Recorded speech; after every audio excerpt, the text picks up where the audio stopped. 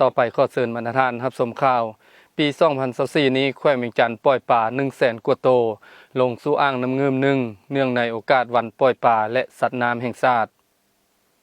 ในวันที่12 กรกฎาคม 2024นี้อยู่ที่อ่างน้ำเงิม1เมืองแก้วอุดมแขวงเวียงจันทน์ได้จัดให้มีพิธีปล่อยปลาลงสู่อ่างน้ำเงิม1เนื่องในโอกาสวันปล่อยปลาและสัตว์น้ำแห่งชาติ13 กรกฎาคมโดยการเป็นเกียรติเข้าร่วมของท่านผู้วงบุญสู่รองเจ้าแขวงเวียงจันทน์มีบรรดาการนำภาครัฐหัวหน้าแผนกการองค์การกรมกองคันแขวงและเมืองเข้าร่วมท่านขอนสวรรค์ศรีอักษรรองหัวหน้าแผนกกสิกรรมและป่าไม้แขวงเวียงจันทน์ได้กล่าวในพิธีว่า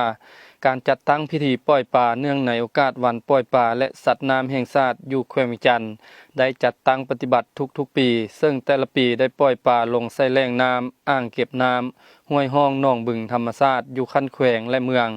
ปีละหลายกว่า5 ล้านโตขึ้นไปพร้อมกันนี้ก็ยังมีหลายภาคส่วนเศรษฐกิจสังคมได้พร้อมกันลงทุนในการเลี้ยงปลาใส่หนองใส่นาข้าวใส่กระสังแบบครอบครัวแบบเป็นฟาร์มและรูปแบบอื่นๆอย่างเป็นขบวนสามารถตอบสนองปลาเลี้ยงได้หลายกว่า 10,000 ต้นต่อปีเฮ็ดให้การเลี้ยงปลาเพิ่มขึ้น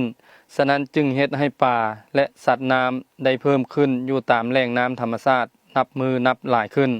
พิธีปล่อยปลาครั้งนี้แม่นได้ปล่อยลงสู่อ่างน้ำเงิม1จำนวน 100,000 กว่าโตว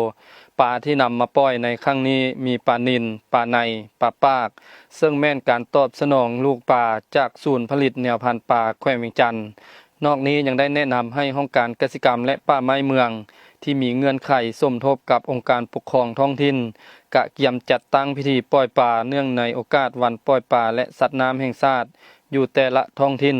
และปล่อยปลาลงสู่แหล่งน้ำอ่างเก็บน้ำห้วยห้องหนองบึงและมีบางเมืองก็ได้จัดตั้งพิธีขึ้นแล้วในท้ายเดือนมิถุนาต้นเดือนกรกฎาคมและสืบต่อในหลายๆเมืองตื่มอีกท่านผู้ชมที่เคารพที่ผ่านไปนั้นก็แม่นข่าวปีนี้แขวงเวียงจันทน์ปล่อยปลา 100,000 กว่าโตวลงสู่อ่างน้ำเงิม1เนื่องในโอกาสวันปล่อยปลาและสัตว์น้ำแห่งชาติมาฮอดนี้ผู้ดำเนินรายการบุญมาแก้วบุตรดา